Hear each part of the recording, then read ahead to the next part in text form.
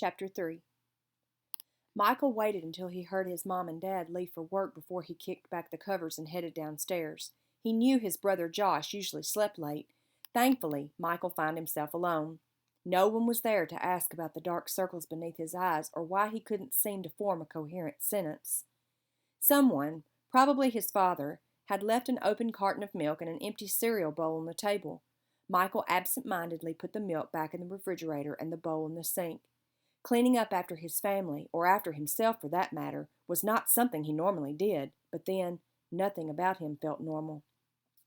He toasted a bagel, buttered it, and slid it onto the table, not bothering with a plate. As he was about to sit down, he noticed the morning newspaper which had been left on the chair. A face stared up at him from the front page, a young face with enormous sad eyes. The girl's hair, shoulder-length and straight, was parted in the middle, with one side pushed behind her ear, the other side hung loosely against her cheek. The headline read, "Briarwood Man's Death Still a Mystery." It took only a glance at the article for Michael to realize he had been looking at the face of a dead man's daughter. Her name was Jenna Ward, and although the family had not given any statements to the press and had asked to be left alone to grieve in peace, apparently a persistent photographer with a telephoto lens had somehow managed to snap this picture. Michael tossed the paper on the table and sat down, bracing his head with his hands. He did not want to read the article.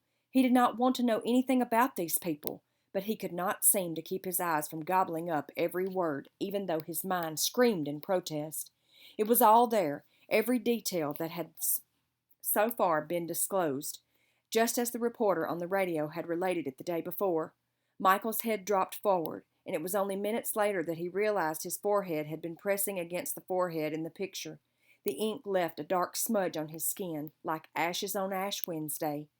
He wanted to say something to her, something to take the pain from those sad eyes, how it had been an accident, that he wasn't a murderer, that he could never kill anyone, how even after his grandfather had given him the antique Winchester, which had been his when he was a boy, he knew he would never use it to hurt anything. He wanted to tell her how he planned to use it just for target practice at the range. But all that seemed so meaningless. He'd killed her father, for God's sake. Did he think for a second she'd give a darn about how bad he felt? Suddenly he became aware of the sound of cabinet doors being opened and closed. Michael drew his eyes away from the picture in the newspaper and came face to face with Josh. He hadn't even heard him come in. His brother stood there in baggy shorts and a dirty t-shirt. He wore his baseball cap backward, covering most of his unruly hair. Still, an obstinate clump had managed to escape through the open space above the band. At 13, Josh tended to swing back and forth between outrageous comic antics and moody sullenness.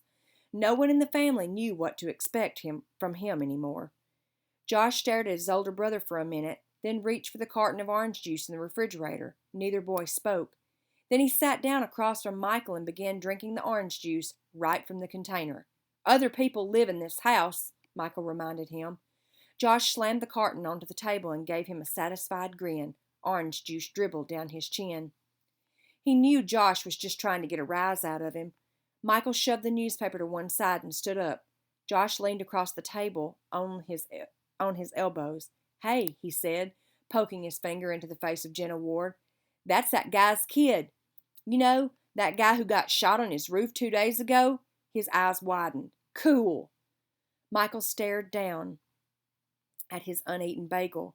The excited, almost gleeful expression on Josh's face horrified him. "What would you know about it?" he said, straining to keep his voice flat and even. Josh's eyebrows shot up in amazing. "You're kidding, right? Everybody in town knows about it. That's all anybody talked about around here yesterday."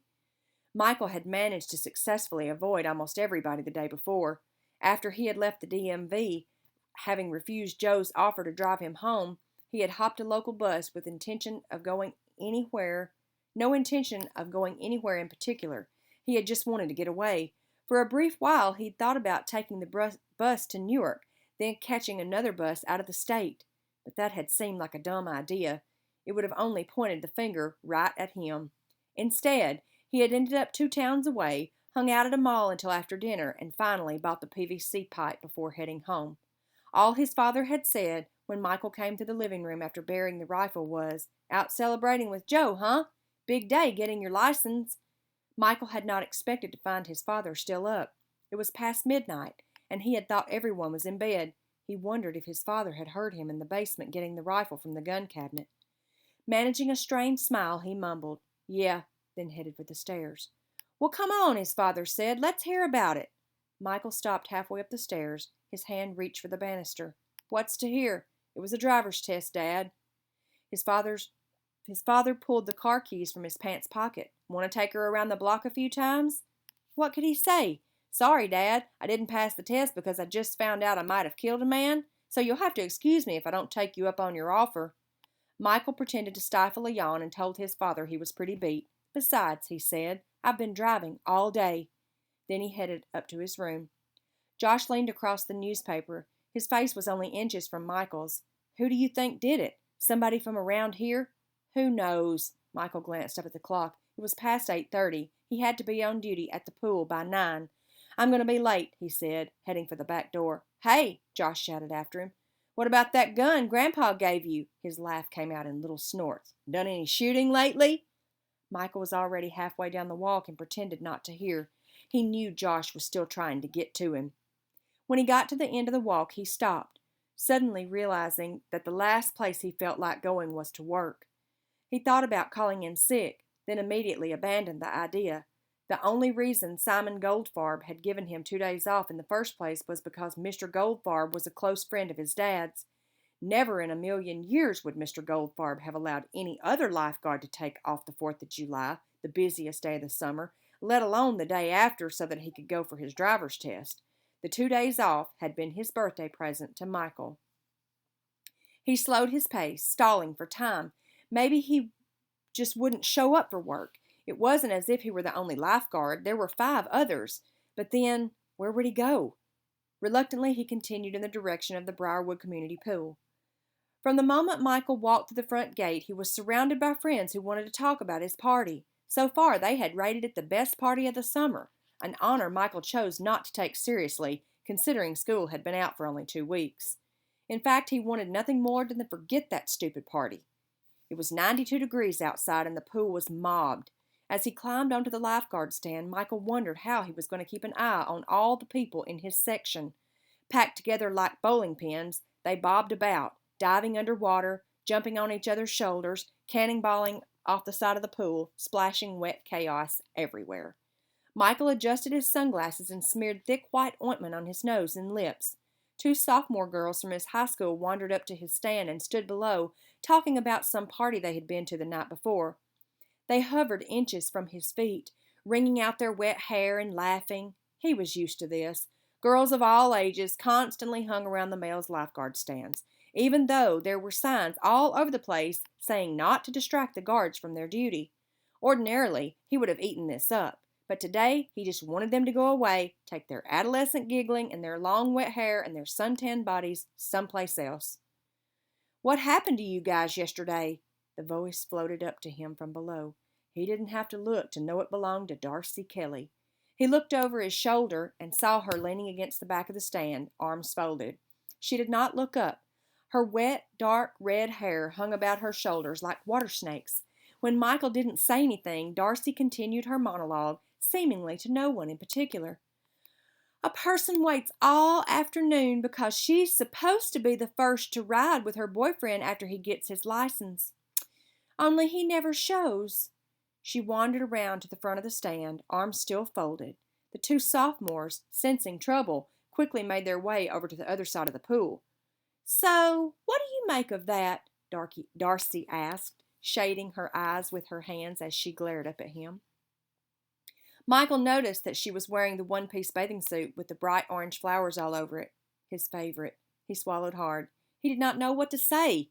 The truth was, he hadn't thought about Darcy at all since yesterday morning. He had completely forgotten he'd promised her a ride in Joe's car. "Hello," she called as if she were shouting down a wind tunnel. "Anybody home up there?" Michael shifted in his seat, trying to find a comfortable spot, which under the circumstances was impossible. Finally, he managed to mumble, "I'm sorry, I forgot, that's all." "That's all?" Darcy snapped her fingers. "Just like that." Because he didn't want to have to explain anything more, he said, "Darcy, Later, okay? You know the rules around here. Do you want me to lose my job?" "Your job?" she said, letting her smile slide into a half sneer. "Well, maybe there's more at stake here than your job." Then, as if realizing she had pushed things too far, she took a step back. "Okay, later." She turned to go, stopped, started again. Then over her shoulder she said casually, "Call me tonight. We'll talk." Michael watched the gentle sway of her hips as she crossed over to where a group of her friends sat playing cards, drinking bottles of Snapple beneath the tree. Talk? What could they possibly have to talk about? Couldn't she see he wasn't the same person she'd been going out with for the past 6 months? He knew he wasn't being fair to Darcy. He owed her something, but that something was an explanation, which was one thing he quite simply couldn't give her. He felt the sudden bite of icy water on his feet and looked down to see two little girls, arms resting on the edge of the pool as their bodies bobbed back and forth in the water. He figured they were about 10. They giggled, then sent another splash of water in his direction. "Help! Save me!" one of them said, pushing herself away from the edge and pretending to go under. Her friend laughed hysterically, then did the same. In the past, he would have given them a warning, lectured them on the dangers of crying wolf, and made them stay out of the pool for the next half hour. But today he could only stare blankly at the girls, and the water they splashed on his skin seemed to sting like fire because he was suddenly reminded of something that had happened to another girl about the same age several years before the community pool was built. Back then, everyone went swimming in a nearby lake. Michael had been there that day. He remembered the lifeguards diving frantically beneath the water's surface, remembered one of them carrying out the limp body of the girl and laying her in the sand. They had worked on her for what seemed like hours, using cardiopulmonary resuscitation, using everything they had ever learned, but the child had died. Later, one of the girl's friends told the police they had been diving for stones, picking them up with their teeth and bringing them to the surface, hard-won trophies for their daring. When her friend didn't come up from her third dive, the child had run to the lifeguards for help, but it was already too late. A small stone had lodged in the girl's windpipe, choking her to death. Michael remembered thinking at the time that if she had only swallowed the stone, maybe she would have lived, but she had probably panicked and inhaled it. That was the thing about finding a stone in your throat when it was too late to spit it out. If you panicked and tried to take a deep breath, it would cut off your air and you'd die. You'd have to make yourself swallow it. The stone would probably tear your gut apart, but you'd survive. You'd have a future. And he still had his future. That was the important thing, wasn't it? He had done what he needed to do to survive. The unrelenting, bogus cries from the two little girls tore at him. What made these people think he could save them? Who was he to save anybody? The huge, sad eyes from the morning paper floated before him, and he squeezed his own eyes shut in defense. When he finally opened them again, he realized he was staring right at Amy Ruggiero, although she wasn't aware of it. She had set her beach towel on the lawn on the other side of the pool, directly across from him. She was alone, as usual, and seemed preoccupied with putting a coat of polish on her fingernails. A soft cascade of dark brown hair hung in loose ripples along the sides of her face as she bent over her hand. He realized that almost every time he saw Amy, she was smearing stuff on her face or spraying junk in her hair. She actually made herself look like a... He couldn't understand why. She was pretty enough, not beautiful or anything, but she had a nice face, what he would call likable. Why was she always hiding it under a lot of goop? As if she suddenly sensed his presence, Amy looked up, saw him look across the pool, and waved. His instinct was to ignore her. He was wearing sunglasses. She wouldn't be able to tell if he saw her or not. But to his amazement, he felt his hand, as if it had a mind all its own, jerk upward in an awkward gesture of acknowledgement.